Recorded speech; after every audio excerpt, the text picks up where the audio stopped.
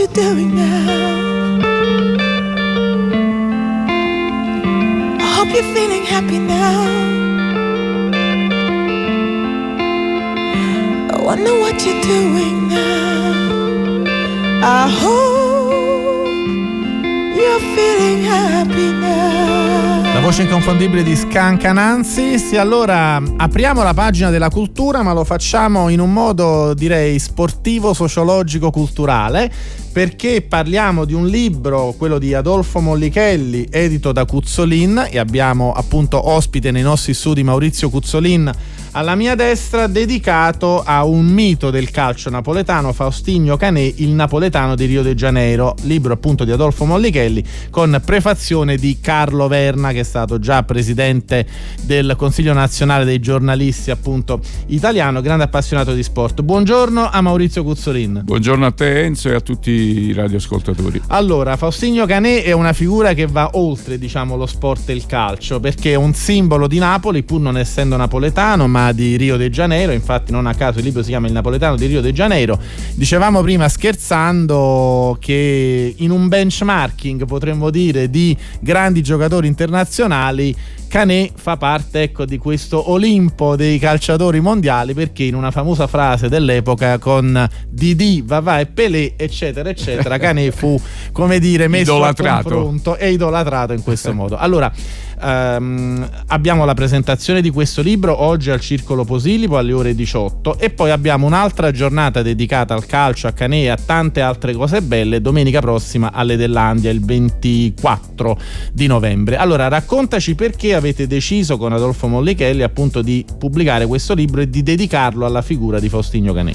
Beh, innanzitutto perché la figura di Faustino, per tutti, che all'anagrafe si chiama Faustino Jarbas, Faustino è il cognome, Jarbas è il nome, per tutti è sempre stato Canè.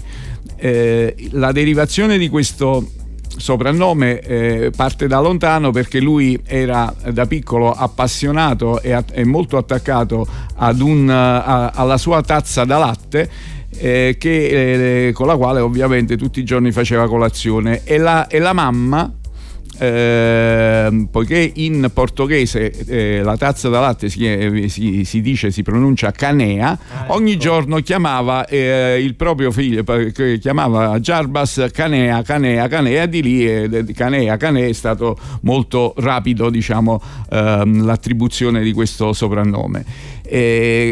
Parlare di Canè è un aspetto fondamentale per tutti i tifosi napoletani, perché oltre al mito calcistico lui impersona anche la città, perché ricordiamolo, è uno dei pochi, se non l'unico calciatore straniero che transitato dopo aver giocato con la nostra squadra, la squadra della nostra città, ha deciso di rimanere a Napoli, sposa una Mertens, diciamo, dell'epoca. Esatto, un Mertens dell'epoca, un precursore sotto esatto, questo aspetto, e quindi sceglie di stabilirsi a Napoli, sposa una napoletana, Adelina, e sceglie anche di continuare a viverci, tant'è che appunto, insomma, il suo excursus anche professionale lo ha portato anche a collaborare con il Calcio Napoli per quanto riguarda le giovanili, e fin quando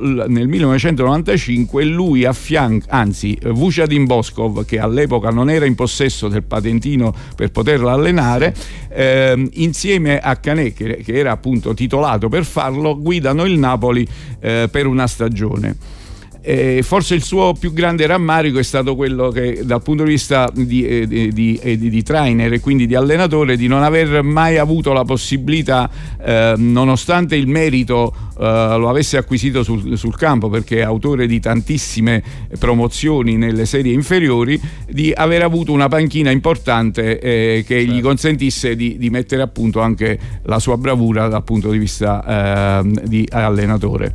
È un calcio che, come dire, ci viene alla mente, ma che purtroppo non c'è più, anche di queste figure mitiche. E parlando di figure mitiche, oggi alle ore 18 ci sarà anche Coro Ingrato. Sì, questa è veramente una chicca. Essere riuscito a convincere José Altafini a ritornare a Napoli è veramente quasi, oso dire, uno scoop, perché tutti sanno che Coro Ingrato, dopo la sua parentesi ovviamente calcistica napoletana, non è più ritornato a Napoli se non in veste di commentatore, certo, qualche anno fa, certo, televisivo con le reti, con Sky e quant'altro. Quindi averlo convinto a venire a Napoli per questo evento è veramente un evento nell'evento, ma soprattutto questo testimonia anche il grossissimo affetto e il grande legame che unisce questi due brasiliani, che hanno fatto anche le fortune del Napoli, di un Napoli che è stato tra i più scoppiettanti e più belli di sempre. Ricordiamoci il trio d'attacco dell'epoca: Canè, Altafini e Sivori,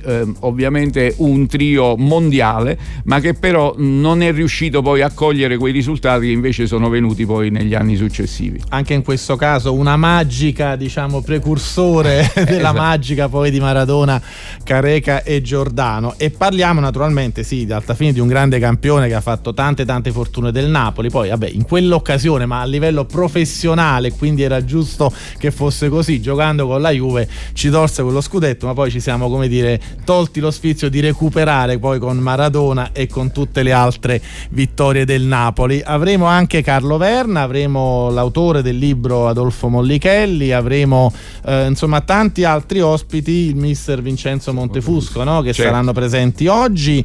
Che cosa racconterete al di là del libro in questo appuntamento, e che cosa accadrà invece domenica alle Dellandia? Abbiamo ancora un minuto, Maurizio. Dunque oggi fondamentalmente parleremo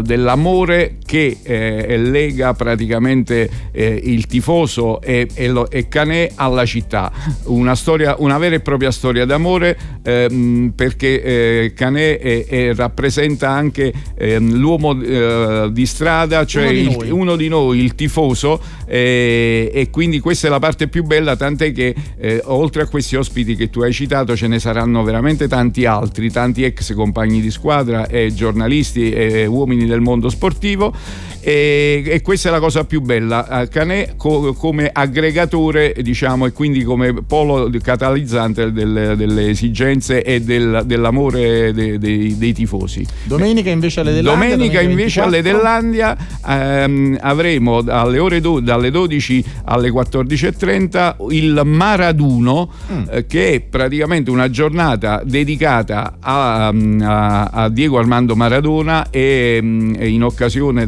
purtroppo della data ahimè della sua dipartita, e quindi abbiamo organizzato questo momento di aggregazione nel quale ci saranno una serie di interventi, premieremo una serie di persone del mondo del giornalismo, tra cui Adolfo Mollichelli, del cinema Alessandro Siani, la mamma di Ciro Ciro Esposito, ricordiamoci, Antonella Leardi, insomma un momento aggregativo anche lì in onore di Diego, e soprattutto